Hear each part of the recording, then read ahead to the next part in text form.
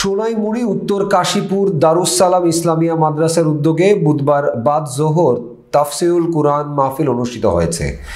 হেফাজতে ইসলাম বাংলাদেশ নোয়াখালী জেলা নায়েবে আমির হাফেজ মোহাম্মদ মাওলানা সালাউদ্দিনের সভাপতিত্বে ও দারুস সালাম ইসলামিয়া মাদ্রাসার পরিচালক শায়েখ ইউসুফ আল মাদানী এর সার্বিক তত্ত্বাবধানে মাহফিলে ওয়াজ করেন নাজিরপুর জামিয়া ইসলামিয়া আরাবিয়া মাদ্রাসার পরিচালক হাফেজ মাওলানা আব্দুর রহমান, চৌমোহনী কাছারিপাড়া জামে মসজিদের খতিব মাওলানা আব্দুল কবির, ফেনী ফুলগাজী জামিয়া আরাবিয়া মাদ্রাসার পরিচালক মাওলানা আমিন হোসেন, মাওলানা ফয়জুল্লাহ।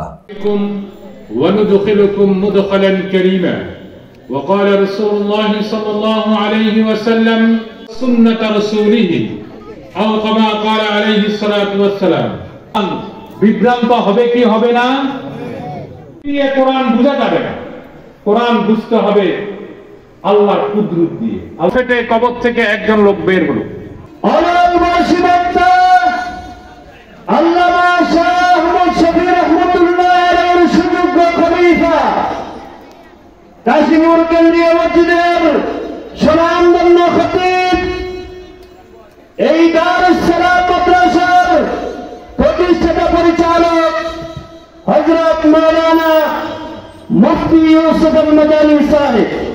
এজন্য আজকের এই মাহফিল এটি আমাদের মুসলমানদের জন্য একটি ঈমানী পরীক্ষা। কাদের অন্তরে কোরআন সুন্নাহর মহব্বত আছে আর কাদের অন্তরে কোরআন সুন্নাহর মহব্বত নেই, এটা এই মাহফিলের দ্বারা প্রমাণ হয়ে যাচ্ছে।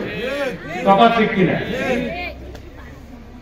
আজকে যদি এই মাঠের মধ্যে বাংলাদেশের চলচ্চিত্র থেকে, ভারতের হলিউড এবং বলিউড থেকে কোন নায়ক কিংবা নায়িকার আগমন হতো, যারা এখন মাঠের বাইরে আছে তারা কি সেখানে থাকতো না মাঠের ভিতরে থাকতো?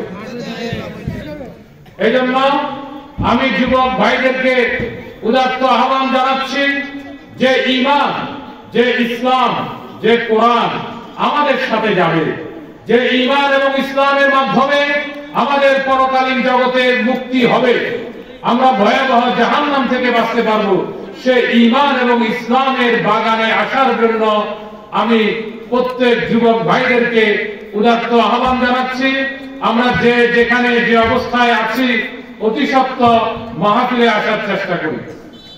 আমরা যারা এই মাহফিলে বসেছি, আমরা আমাদের সময়কে মূল্যায়ন করেছি, এই মাহফিলকে মূল্যায়ন করেছি।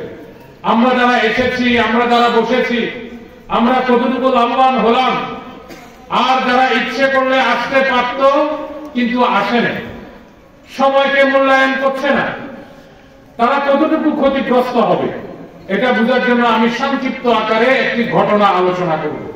আমার কথা আপনারা বুঝেন?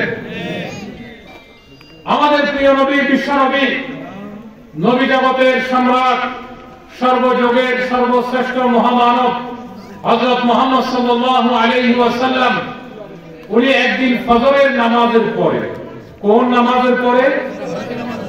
ফজরের নামাজের পরে উপস্থিত সাহাবায়ে কেরামকে বললেন, হে আমার সাহাবায়ে কেরাম, আজকে রাতে আমি একটি অলৌকিক, বিস্ময়কর, অবাক করা স্বপ্ন দেখেছি।